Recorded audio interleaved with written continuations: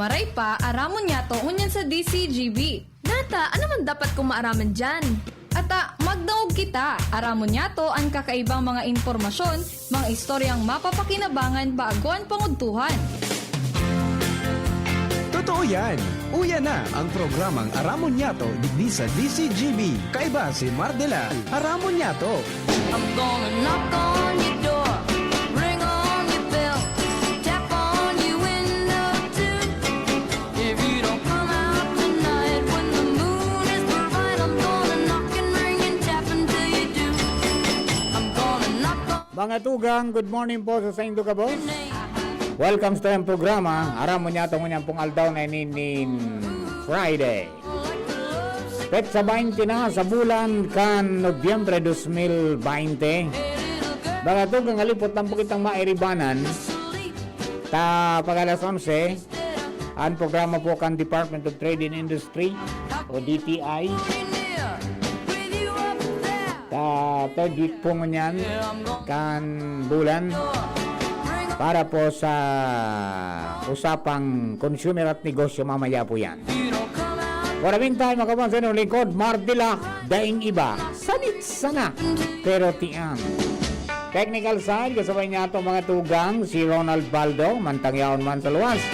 At may Gabos Patrol sa padagos sa pangalap ng mga istorya, tanganing balang ibog sa banuan, kasi mapukawan ang mga turog sa pansitan. Down dyan si Pading Jomar Bian sa first, Jimmy Nasalita sa third, naka-prangkisa sa Daraga area ang Tito ng Albay, Renz Luna. Yaon man si Alar Mario sa southern part ka mga barangay, asin yan sa Old Albay District. Siyempre si Hans Galera sa Legazpi Port, kasabay po si Henry Boy Mata sa Mobile. Pantang yaon man sa Regional Center Set si northern part ka mga barangay sa Legazpi. LBB, Luwens Bursi Barsena, alias Baba. And siyempre, sa social media department, mga tugang, kasabay nga ito dyan, siyempre, ito yung pong pag-iriba, ito yung IT, Mark Sian Madrid. Good morning po sa mga tagawang tabay nga ito, Luzon, Visayas, Mindanao, sa mga birthday celebrators, happy birthday. Many returns of the day, more life, prosperity, and happiness. So, happy birthday kay Marisa Robrigado Calio. Primay, happy birthday! Many returns of the day, more life, prosperity, and happiness. Sirimang kay Jake, kay Jacobo Rodriguez Jr. Ayun, okay. Jacobo Rodriguez. Jake, happy birthday, tabi. Okay. And saka po sa nag-celebrate ng birthday sa ngunyan, happy birthday po.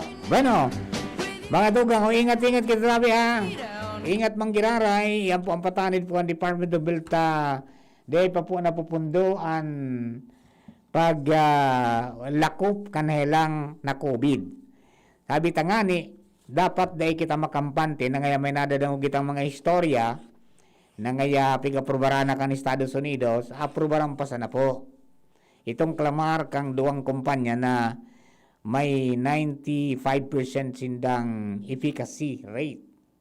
As in, so mga natudukan, dahil adverse effect sa sainda.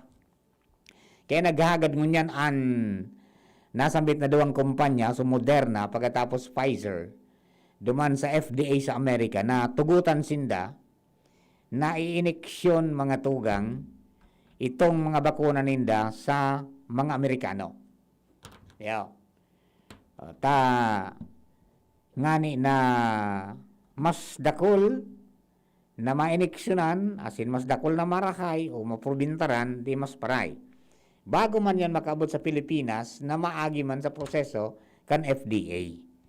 Then sabi kan FDA, ni Secretary General Domingo, di man pwede na ang permiso na tinokan Amerika, applicable sa Pilipinas. Dapat iguanin sa diri sa Pilipinas. Kaya halat-halaton data. Kita, magalat-halat kita.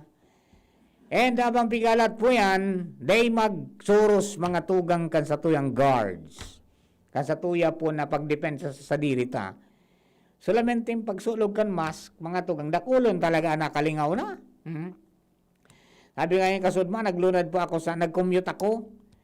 So mga kasarakay ko, may nakamask na luwas ang dungo.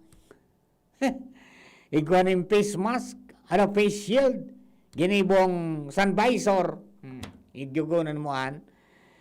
Kaya yan po tabi ang saro na problema pa. Taday pa man po yan mahali. Ha?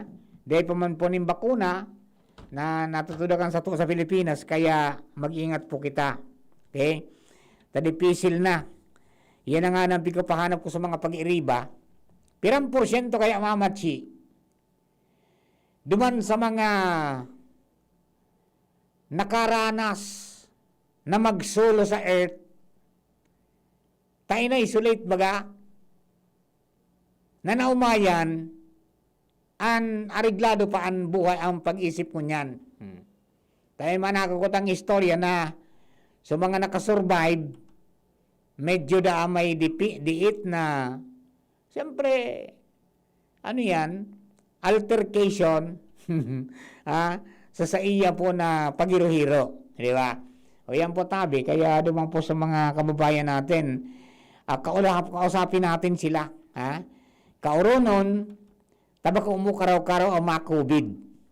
Yan ang pagsasabi ta, nabako karaw-karaw ang mga COVID, porque ngayon naka-recover na, okay na. Because naman sa kaisip-isip na, what if, day ako naumayan. Iyon na sa neto sa ultimong irilingan kang kapamilya. O, di ba? What if, kung naulag kitang gabos, yung kadako ng mga pag-iisip po yan. Kaya, yaon po ang Department of Health na pag may mga siring ka yan, ipaabot po nindo tangani na matabangan, duman po sa programa baga, na ulay kita. Kumusta ka? Ulay kita. Kamu man mga kapamilya, kung may nariripara po kamo na may nade-depressed o may anxiety or kung ano pa man, whether a COVID survivor or not, mga tugang, pagkauronon po nindo tabi. Ta sa panahon ngunyan, dakol ang naririwurok ang isip ka kung paano da pagpakasyahon. Ta siyempre, dakol na ugmat ang oy may grace period niya ang pagbayad. Kan mga obligasyones. Kaya lang, maabot ang panahon na pag na-lift na so grace period, mabayad ka na. Di ba? Tapos dahil ka pang masyadong nakulang kita. At medyo makahirak mo niyan so nasa tourism industry. Grabe ang rinapak ang riming. Naapiktara na mga tugang ka itong COVID-19, ngunyan, pag abot sa turismo, may problema. Na danyaran so sa inda ng mga propiedades o mga harong-harong na gineribo. So kabos, mga tugang, kaya day pa nakakabawi ngaya, iyon na naman. Maray lamang kung madali ang pagsubli sa gobyerno. So yan ang medyo masakit sa loob, mga tugang. Pero sabi kan mga operators, okay lang ngaya. Most particularly itong mga farm tourism areas. Oy, good morning pala kay former Mayor Herbie Aguas kan Aguas Farm.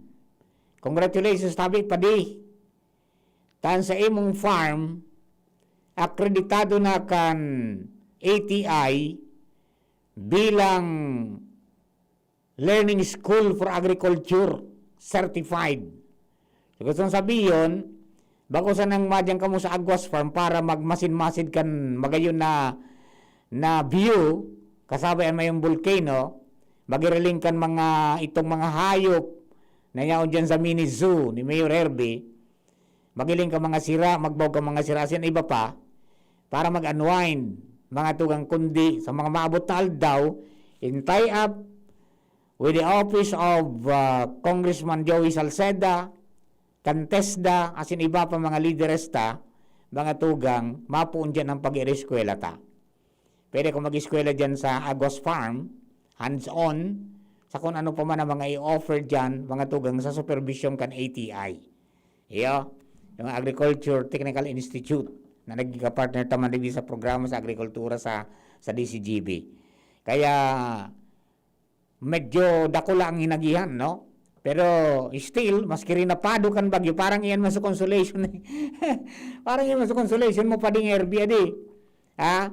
Rinapado so Aguas Farm, rinapado so Banago, dakol ang danyos, pero yan may kahampang pala yan, yung accreditation mo ngunyan, mga tugang kang kang ATI bilang ang sa imo na Aguas Farm, pwede nang magturo nin mga bagay-bagay manungod sa agrikultura. Okay? So mga scholars kan TESDA, pwedeng mag-eskwela mga tugang dyan sa Aguas Farm. Very good. Saro yan sa haloy na legacy ang para lakaw kay ito ni Mayor Herbie. Kanisa pa nagtutukaw ng alkalde. As in pinagpadagos and very supportive man sa iyang tugang ni si Mayor June sa pagpausog kan turismo. Medyo magabat-gabat nga lang talaga tinamaan kita kang bagyo. May mga nadanyaran na mga tourist destination, tourist spots, pero still, sabi ninda, we have to go on and magtarabang-tabang ang gabos para makabangon. Bueno, mga tugang, nako, 10 minutes bago po mag-alas 11, nasa linya si Hans Galero. Hans, good morning, please come in. Yes, good morning, Sir Mar. Good morning sa mga paranta. Bayaon kami ngunyan nagdi sa Albay Asulong dahil sa kakatapos pa lang kan formal na pag-turnover ka na grupo ka na opening ng Philippine-Chinese Commerce Industry and hali ini sa Embassy of the People's Republic of China. Nagtauman ti poco mas o menos 3.5 million pesos kantidad ng mga relief items sa mga kababayan ta sa probinsya Albay. Para maaraman ta na dilog na istorya digdi. Makakaiba tango niyan si PCCI spokesman and facilitator Sir Chris Tormes para ipaliwanag sa publiko kung ano ining ayudang ibinaba ninda sa gobyerno probinsal kan Albay. Sir Chris, maray na aga, sa ibong nalinya si News Manager Mardela. Hello, Brother Chris. Good morning. Good morning, yes, Manager Mar. Good morning po sa mga tagapagkantabay kan DCGB. Apo, Sir Chris, ano po ang yan? Ano ang mga kumpasto kaya ng mga pigtaon nindo dyan sa probinsya? As requested po, Manager Mar, kan lokal na gobyerno Kalantay, Governor Bachara, ang pinaghagad niya po is yung baga, construction material, saka yung mga personal hygiene kit. Kaya yan po ang pinagdonarkan People's Republic of China. Composed of 1,200 sacks of rice to inyo, and then iguang 1,000 sheet, GI sheet ng digest na yero, tapos 2,500 kilos na mga pako, composed of 100 boxes ninyo, tapos 50 rolyo ng mga trapal, Labido Smith, 2,400 na water jug, para saka itong mga personal hygiene, shampoo, sabon, tabo, toothbrush, toothpaste, napkins, gabosbok, yung mga personal hygiene kit, sabi, Mark. Ayun, okay. So, salamato na maray tabi, nagtiripon-tipon sila para anduyugan ng albay. Yes po. Ili po kasi talagang efforts po ang People's Republic of China kasi yun nga, na-monitor man ninda na pinagrapado kita ng tulong makukusog na bagyo, itong Kinta, Super Typhoon Rolly, saka yung Philippines. Kaya napili po ka na PRC ang probinsya po ng Albay saka probinsya po ng Catanduanes sa ngaling maglagak po ng pondo para naman sa relief convention. Ayun. So, ang mga recipients kaya, itong identified na kan local governments na mag-receive. Definitely po, sinda po ang makaukayan kasi kami bilang nasugo po kan PRC, ang Philippine Chinese Chambers, kami lang po nag-facilitate kasi pagdarakan sa relief goods sa lokal na gobyerno. Although, iba po kaming directly dara ng mga relief goods, pero kan lang po ito, selected. Ang talagang mapadagos po kan pag-relief kaniyo, relief po, pero po kan is yung LGU po. Kasi na po nakakaharang. Yes, sir. Opo. Sir Chris, salamat po maray tabi and keep safe tabi sa paglibot-libot. Salamat po, Sir Mar, kay Miss Aans, tapos kay VP Henry. Salamat po sa mga tagapagkatabi po kan DCGB. Okay, thank you very much. Ayan. Yan tabi, Sir Mar, si Sir Chris Tormes na sa na kaiba ko niya na pagkaagay. E taon-taon, matulak masinda pa si Siring sa tulong barangay sa Libon para magtaon na man kang separado man na relief operations niyan duman. And next week sa probinsya naman ng Catanduan. So far, Sir Mar, iyan ang sa tuyang pagtubig dito sa Ginibong Sanubing Ceremony sa bago presente dito si Governor Alfonso Bichara and PSWDO Head Ian Grahina. With Voice Mobile, Lance Galero, DCGP. Thank you very much, mga tugang. Ayan po tabi ang mga dagdagang mga impormasyon niya to. So, 3.5 million worth of relief, mga tugang, ang pinagtao. Ano? Okay, so, good morning, mga tugang kay El Presidente, kang kabalikat Civicom 430 Chapter Santo Domingo, Sir Chuck Geronimo, Sir Onine, 43009. Good morning po tabi and happy birthday. Yan, sabihan kan sa tong amigo ni Sir 17. Ay, alam na ang mangyayari kayo ni. Officers 25 na kita dyan nabanggit ang ani na ano pa man. Okay? O bueno, mga kapatid, ako po ay paalam na muna. Digdi po sa programa. Abangan po nindo ang pagbalik mi after kan news break.